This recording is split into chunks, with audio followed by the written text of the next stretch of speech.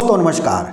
उत्तर प्रदेश के जौनपुर जिले में भारतीय जनता पार्टी के नेता प्रमोद यादव को बदमाशों ने गोलियों से भून दिया है। जी आप सही सुन रहे हैं।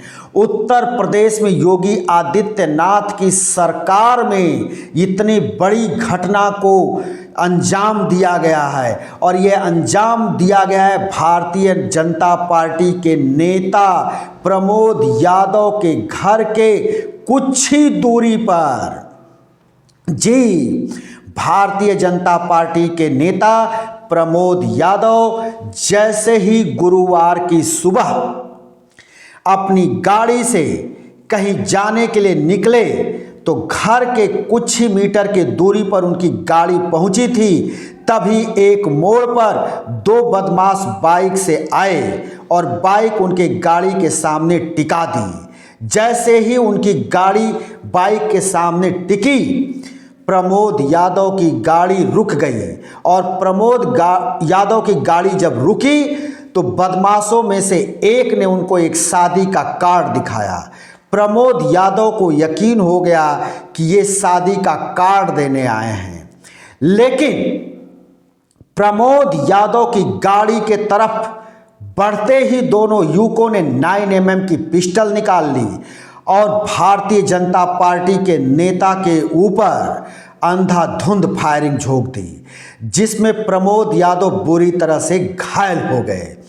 प्रमोद यादव को जौनपुर जिला अस्पताल पहुंचाया गया, लेकिन वहां डॉक्टरों ने इलाज के दौरान मृत घोषित कर दिया गया। और यह सब कुछ हुआ है जौनपुर के बक्सा थानांतर्गत, हुआ है बोधापुर मोड़ पर।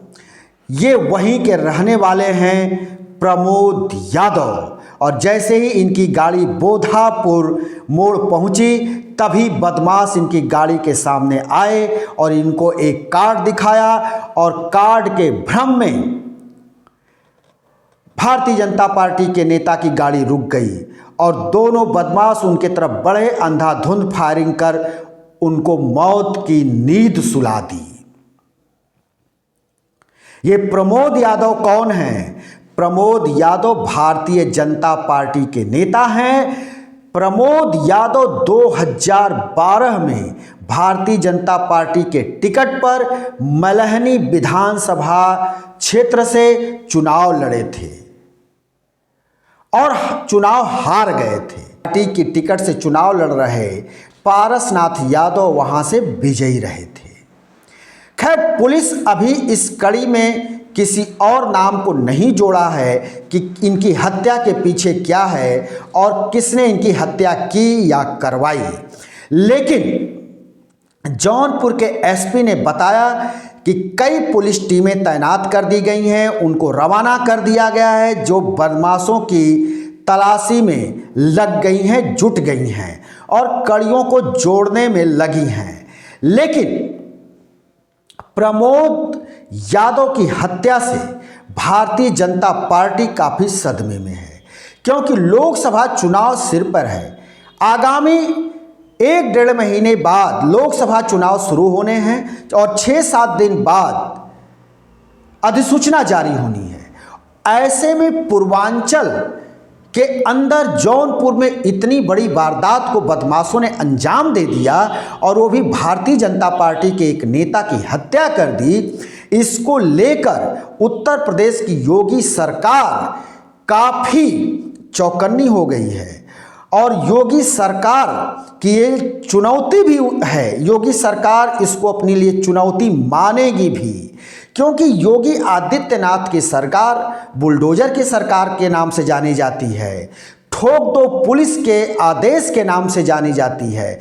और ऐसी सरकार में उसी पार्टी के किसी नेता की दिन दहाड़े सरेराह उसके ऊपर गोली बरसा दी जाए और उसकी मौत हो जाए, ये भारतीय जनता पार्टी की सरकार के लिए एक चुनौती है और बड़ी चुनौती है।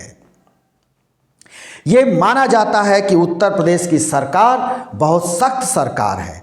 पूरे देश में योगी आदित्यनाथ की सरकार की चर्चाएं होती हैं, लेकिन योगी आदित्यनाथ की सरकार में जो ये घटना जौनपुर में हुई है, ये घटना वास्तव में एक बड़ी घटना है और भारतीय जनता पार्टी के लिए सदमा भी है।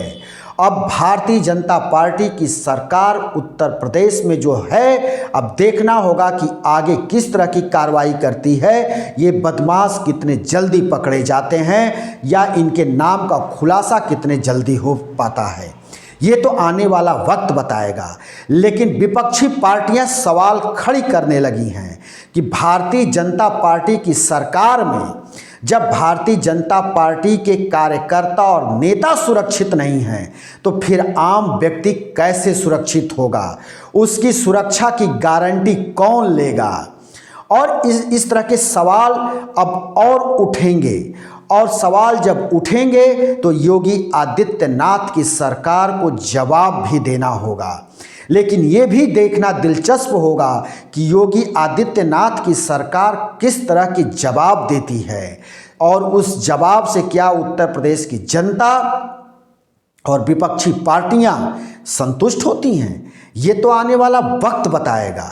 लेकिन प्रमोद यादव की जिस तरह से दिन दहाड़े घर से निकलते ही सरेराह ताबड़तोड़ गोलियां बरसाकर हत्या कर दी गई, उससे पूरे उत्तर प्रदेश के राजनीतिक खेमे में भूचाल आ गया है। आरोप प्रत्यारोप का दौर जारी है। अखिलेश यादव, मायावती के साथ ही तमाम नेताओं ने ट्वीट कर इस हत्या की भर्त्सना की और योगी आदित्यनाथ को कटघरे में खड़ा कर रहे हैं कि इनकी सरकार में आम व्यक्ति की हालत क्या होगी जब इन्हीं के पार्टी के नेता को दिन दहाड़े गोलियों से उड़ा दिया जाता है। तो ये योगी आदित्यनाथ की सरकार के लिए बहुत बड़ी चुनौती है जो जौनपुर में ये वारदात को अंजाम दिया गया है। ये एक बात और जान लेना जरूरी है कि यादव मतदाताओं पर इसका क्या असर पड़ेगा, क्योंकि प्रमोद यादव थे और अखिलेश यादव बिरादरी की राजनीति करते हैं। ऐसे में जब एक यादव की गोली मारकर हत्या कर दी जाती है तो निश्चित तौर पर भारतीय जनता पार्टी कटघरे में खड़ी होती है और यादव बिरादरी अब इस हत्या को किस तरीके से लेती है और आगामी चुनाव में क्या वो भारतीय जनता पार्टी के साथ प्रतिबद्धता दोहराती है या पूरी की पूरी अखिलेश यादव के खेमे में चली जाती है। ये सब कुछ देखने को मिलेगा। हम फिर किसी दूसरे वीडियो को लेकर हाजिर होंगे।